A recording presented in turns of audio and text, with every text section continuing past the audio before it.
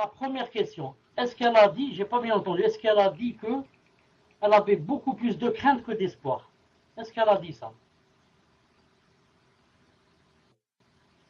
Est-ce qu'elle a dit qu'elle avait beaucoup plus de crainte que d'espoir? Non.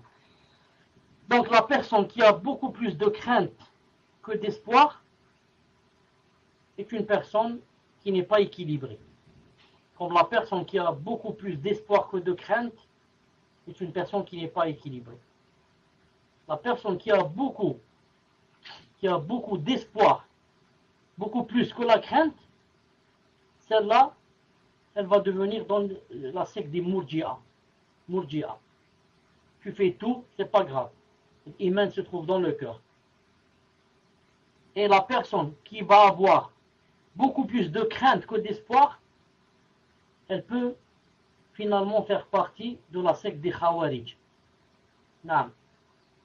Pour eux, tu fais juste un péché, un grand, là tu es devenu kafir. Donc attention les péchés, attention. Alors que Allah subhanahu wa ta'ala dit dans le Coran, il a dit, attendez, je cherche le verset, c'est pas ce verset, attendez, il y a un autre verset.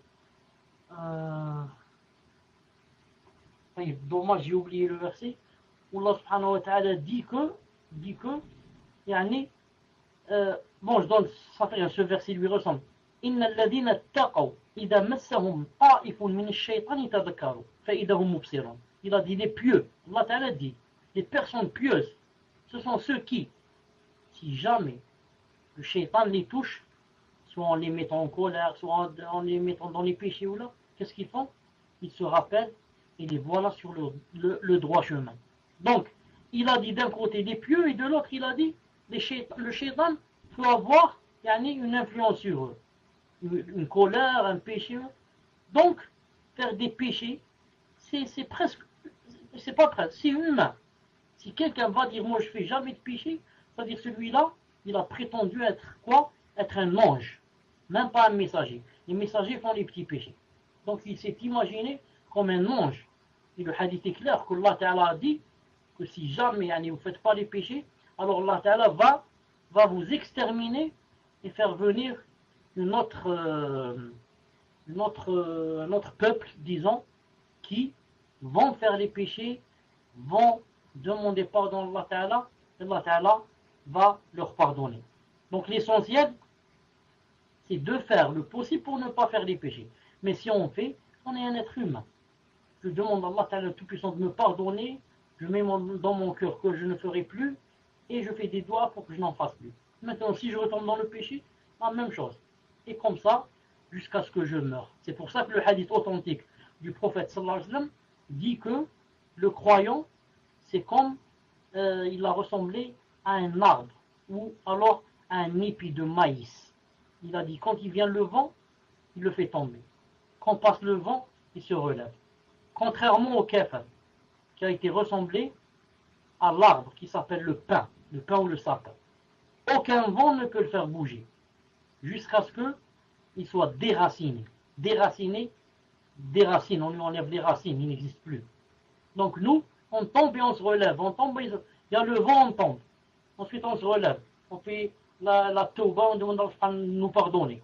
Et comme ça, jusqu'à ce qu'on rencontre Allah subhanahu wa ta'ala. Et le prophète a dit dans un hadith rapporté par Sahih al-Albani, rahimahullah, Jami' Sahih du Sheikh al-Albani, rahimahullah, où il a dit que même un musulman, il n'y a pas un musulman ou bien mu'min, j'ai oublié, le doute vient de moi, musulman ou bien mu'min, il n'y a pas de musulman, de croyant qui ne fasse pas de temps en temps un péché. Et il y en a d'autres, il a dit aussi, qui ont un péché collé à eux jusqu'à ce qu'ils meurent. Malgré cela, c'est un musulman, c'est un croyant. Allah.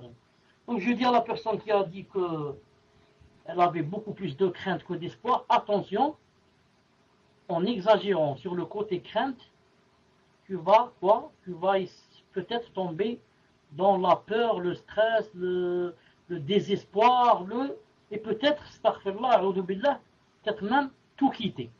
Alors dire, place moi j'en peux plus, c'est très difficile. tout ce que je fais n'est pas accepté. Moi, je suis en train de perdre le temps. Je vais laisser pour la prochaine fois. Non. Attention.